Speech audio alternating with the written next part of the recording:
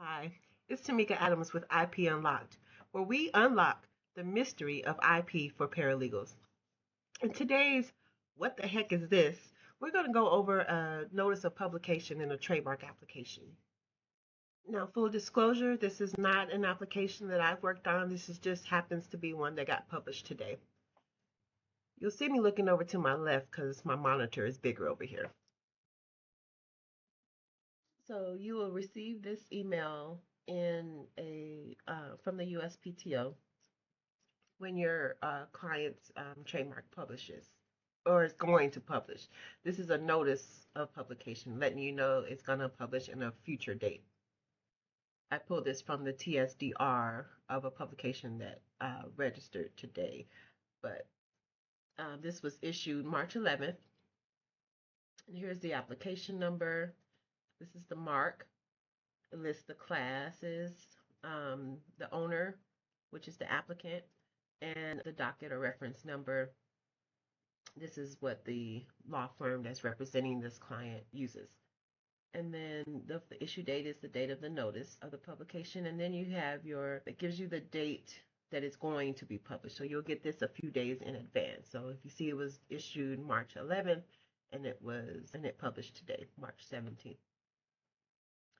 And it tells you that the mark is entitled to be on the principal register. If it was the supplemental register, it would say that. And then it gives a synopsis of what happens after the mark publishes within 30 days of the publication date, is March 17th. Any party who believes it will be damaged by the registering of your mark has an opportunity to file an opposition. And then if no opposition is filed, then the mark will be registered. You could view your mark here at this link once the day of publication actually arrives. And that is basically all that this is saying. It's just saying, hey, we've gotten to the next step of this process, and your mark is going to be published. If this mark was an in-use application, then this means that it's gone through all of the examination, and if no one opposes, then it'll be registered. If it's intent to use application, then after it's published and the time for the opposition period ends, then the mark will be moved forward and a notice of allowance will be issued. And so if we click here on this link, it takes us to TMOG, which is the Trademark's Official Gazette. This is where all of the applications are published. And you can put in your keyword or your trademark application number. For our example, our trademark number is 79291862, and then you hit enter, and then there it is.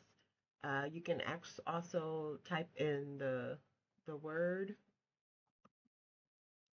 and there happens to be two variations that were published today, the word mark and another one that says Project Simple.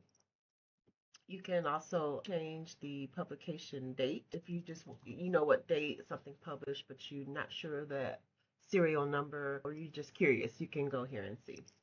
And then it'll show up everything that was published on March 10th.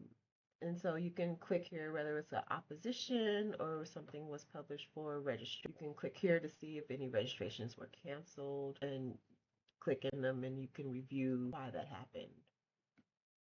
And they'll give you like a backstory of, what was going on in that case. This is good if you ever have to do like any oppositions of gets anything, another mark, or you're trying to do some research. TMOG is a good place. And then you can filter whether you're checking the register principal or the supplemental register. If you want to just see what's on the supplemental register, you can select that.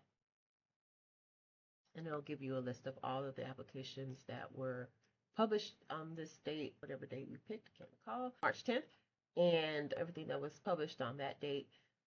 You can filter out via classes or the mark type. You have all trademark, certification mark, collective membership mark, service mark, collective trademark, and a service.